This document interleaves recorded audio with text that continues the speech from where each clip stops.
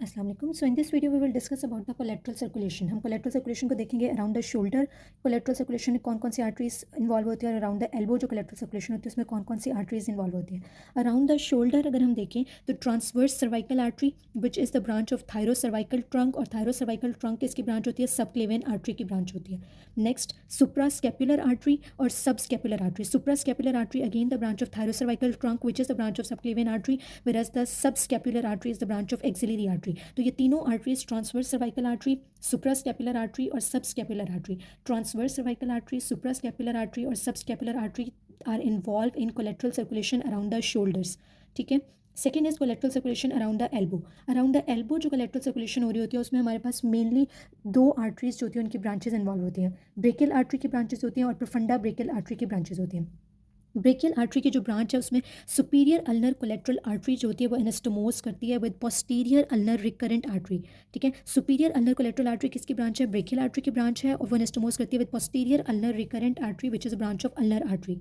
ठीक है। Next inferior ulnar collateral artery। ठीक है। inferior ulnar collateral artery which is the branch of brachial artery वो एनास्टोमोस करेगी with anterior ulnar recurrent artery जो ब्रांच होती है अल्नर आर्टरी की। ठीक है। So this is first part of the anastomosis. Superior ulnar collateral artery और inferior ulnar collateral artery दोनों जो है branches of the brachial artery हैं, और ये दोनों branches of brachial artery anastomose करती हैं with the branches of ulnar artery, जिसमें पोस्टीरियर अल्नर रिकरेंट आर्टरी और एंटीरियर अल्नर रिकरेंट आर्टरी जो है वो इन्वॉल्व होती हैं।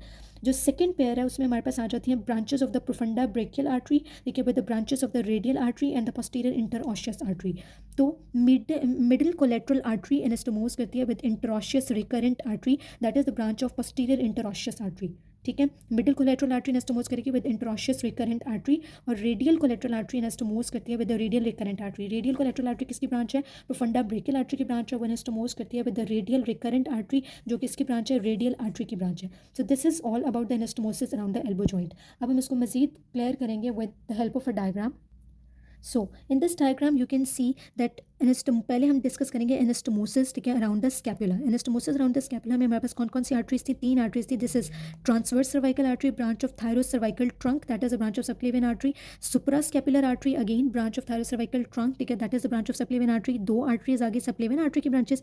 यहाँ से ट्रांसवर्स सर्वाइकल आर्टरी है, ये ट्रांसवर्स सर्वाइकल आर्टरी आ रही है, और ये सुपरा स्कैपुलर आर्टरी जो है वो आ रही है। ये पीछे एक्सिलरी आर्टरी, और एक्सिलरी आर्टरी की एक ब्रांच जो कि हमारे पास होती है सब स्कैपुलर आर्टरी, ठीक है, दिस कम्स, और ये आके एनास्टोमोस कर जाती है, ठीक है, इनके साथ। सो दिस एनास्टोमोसिस, ठीक है, that is present on the surface of the scapula जो है, ठीक है, उसको हम कहते हैं around the shoulder joint anastomosis हो रहा है, ठीक है। So this is the anastomosis that is present around the shoulder joint. ठीक है।